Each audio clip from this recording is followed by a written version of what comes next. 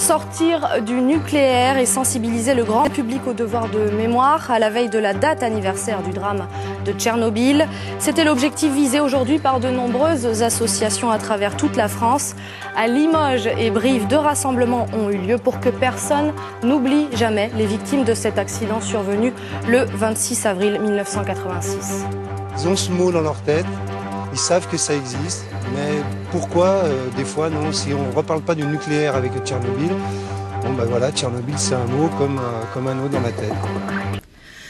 26 avril 1986, le réacteur 4 de la centrale soviétique de Tchernobyl vole en éclats, un drame sans précédent que les militants antinucléaires souhaitent ne pas oublier, raison pour laquelle aujourd'hui étaient organisées des actions du souvenir à travers toute la France, comme vous le voyez ici à Limoges, où une quinzaine de personnes se sont retrouvées pour un rassemblement masqué.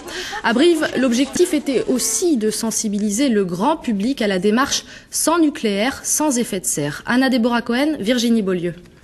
Évidemment, sous la pluie, difficile de sensibiliser l'opinion publique. Pour autant, les militants du réseau Sortir du nucléaire ont tenu coûte que coûte à participer à cette journée d'action internationale.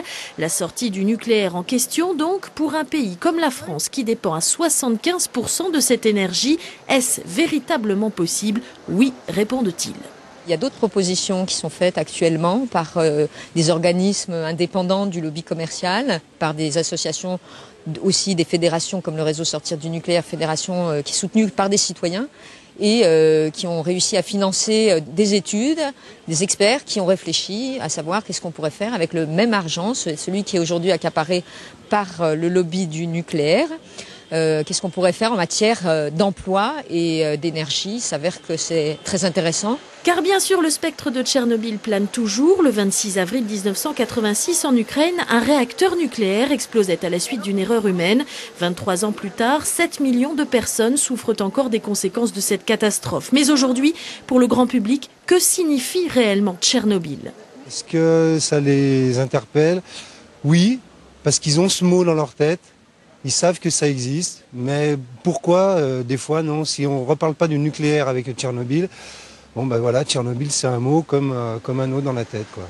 Inactif aujourd'hui, radioactif demain, le slogan est clair. Le réseau Sortir du nucléaire milite pour un changement de politique en la matière, insister sur les économies d'énergie, réduire les émissions de gaz à effet de serre et promouvoir les énergies renouvelables. 3 conditions pour lutter contre le dérèglement climatique et protéger ainsi la planète et ses habitants. C'était aujourd'hui l'occasion de le dire.